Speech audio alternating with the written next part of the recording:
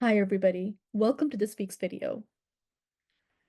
Today I'm going to talk about the four voyages of Columbus.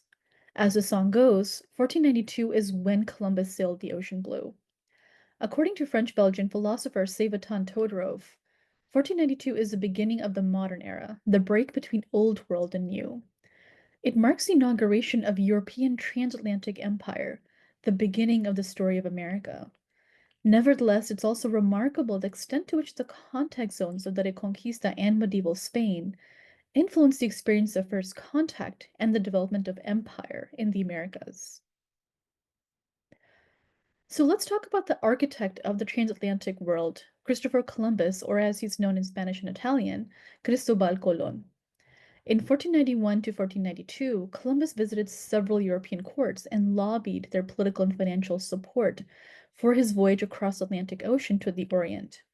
Columbus was seeking a direct route to the east, bypassing the Muslim kingdoms who controlled the overland trade routes and the trade in the Red Sea, the Mediterranean, and the Indian Ocean, and who mediated Europe's access to the Silk Road.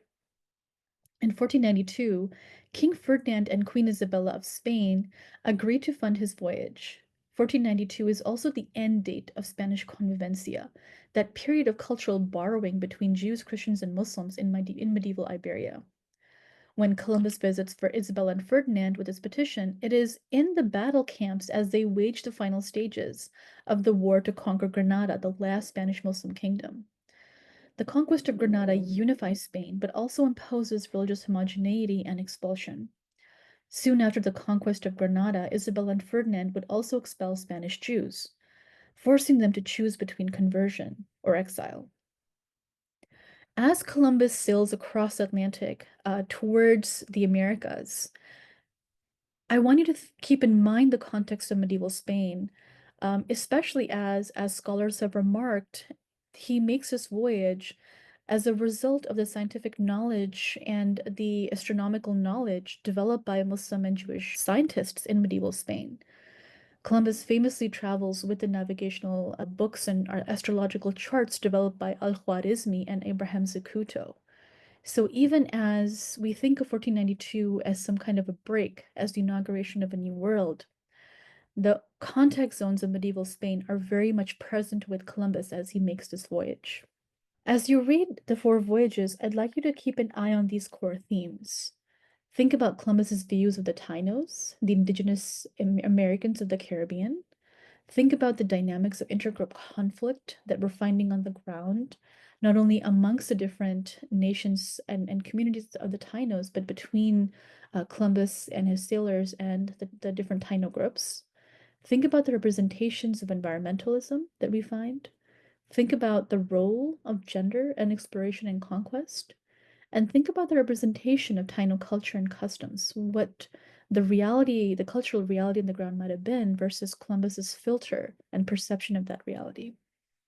In discourses of transatlantic exploration, there are a number of key tropes that get solidified very early on.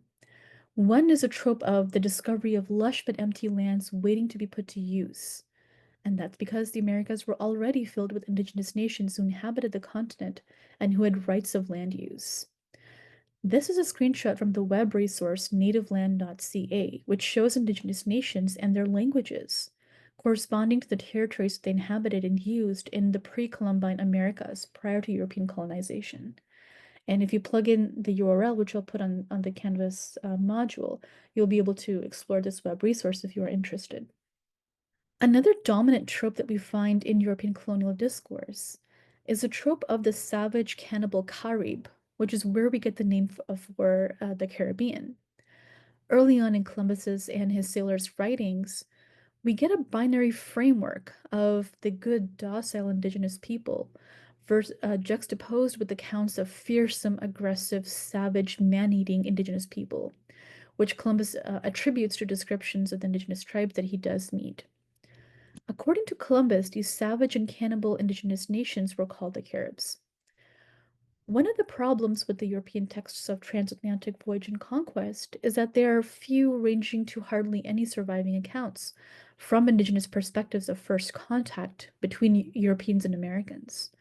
For many years, we've had to take or deconstruct Columbus's view on things and think about what the reality in the ground would have been versus Columbus's own perception of things. But recently, archaeological research is aiding our ability to complicate that story. According to Dr. Scott Fitzpatrick, professor of archaeology at the University of Oregon and associate director of the Museum of Natural and Cultural History, the idea that, quote, indigenous people were running rampant through the islands, eating each other, end quote, is erroneous.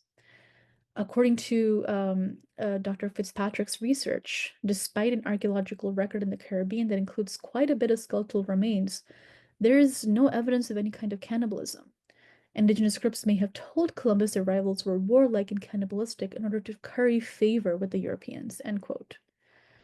And in fact, he goes on to observe, I think quite usefully, that these old tales have no basis in scientific fact. The tools they're using to explain this have no merit, and their erroneous suggestion of cannibalism is harmful to populations living today who are of Carib descent. Columbus's descriptions of cannibal-like Caribs were further amplified by European printers and bookmakers like Theodore de Bry, who was a Flemish painter known for his very lavishly colored engravings of European voyage accounts to the Americas, Africa, and Asia. De Bry himself never left Europe. Nevertheless, his visual depictions and his visual illustrations of these voyages defined how European audiences would think of the New World and would think of indigenous peoples inhabiting these places for centuries to come. Debris' sources were other artists who had accompanied some of these voyages and brought back their paintings to Europe, and also his own imagination and invention. So, but we can see very clearly the role of race and gender in these expensive collector books, which again became the visual template for imagining the Americas. So if you look at this particular image on this slide, this is a Debris' imaginative recreation of a cannibal scene from Hans Staden's captivity narrative in Brazil. And this is from Debris' book series, America, the Completed Plates, 1590 to 1602. So we can see again this very graphic representation of indigenous Brazilians as cannibals.